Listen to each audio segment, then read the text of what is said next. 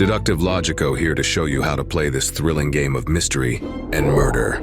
Get ready to use your deductive skills to find the killer before your competitors. In the box, you'll find a game board, 100 note sheets, 4 evidence folders, 16 evidence cards, 16 Murdle cards, 48 tokens, 12 discovery cards, 3 accusation tokens, and 4 privacy screens. There are 4 suspects, and each can be found in one location, carrying one weapon. Each folder also contains the suspect's verdicts, but only one of them is guilty of the crime. To help you keep track of clues, use the logic grid on your note sheet. Each of the 3 sections of the grid helps you identify which clues are paired together and eliminate pairs that can't be true. The top left section tracks which suspect have each weapon. The top right section tracks which location each weapon is in. And the bottom left section tracks which suspect is at each location. That way, each suspect is paired with one weapon and one location. When you find 2 pieces of evidence that go together, add a check mark where they intersect on your note sheet. If you find out 2 pieces of evidence do not go together, you can mark an X where they intersect. Using deductive reasoning, fill out the grid for locations and weapons you know other suspects cannot be connected to. Before gameplay, the suspect weapon and location cards should be set around the outside of the game board next to their corresponding icons like so. Sort all tokens, place them near the game board, then shuffle the discovery cards and place them face down to the side. Each player takes a privacy screen and note sheet. It's recommended to use a pencil with an eraser, in case mistakes are made. Next, sort the tabbed evidence cards by their type: verdict, suspect, weapon, and location.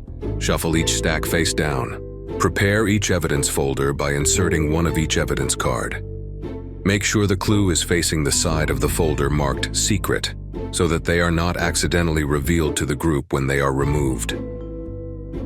Each player chooses one of the evidence folders and 2 of the blue, green, or red cards to peek at. No one is allowed to peek at the black verdict cards at this point. Each player should pull their 2 cards out with the secret side facing them. They then mark their findings on their personal note sheet. Then replace the cards and return the folders to the game board. With this information, you now know the suspect's location and can deduce that other suspects cannot be at that location. This suspect can only be in one place, so the other 3 locations can be crossed out too.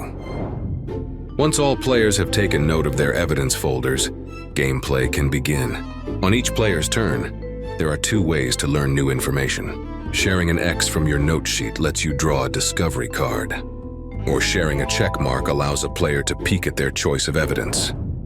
When you share an X, place an X token on an empty space on the game board that corresponds to your note sheet.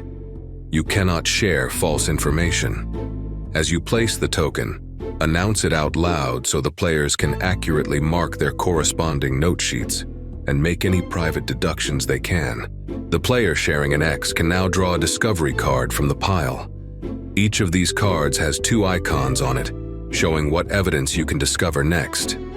A wild card means you can peek at any evidence card you choose in one evidence folder, including a verdict card. 2 icons mean you can peek at an evidence card of each type shown, but they must be in different folders. For example, here you must peek at a suspect in one folder and a weapon in a different folder. When you share a checkmark, place it in an empty space on the game board that corresponds to a checkmark on your note sheet and announce it out loud to all players, then fill the corresponding row and column with X tokens. Now that player can peek at any 2 pieces of evidence, including a black verdict card. The 2 cards must be from different folders, as well as 2 different colors. Play continues with each player sharing and gathering evidence until someone is ready to make an accusation, which takes the place of that player's turn.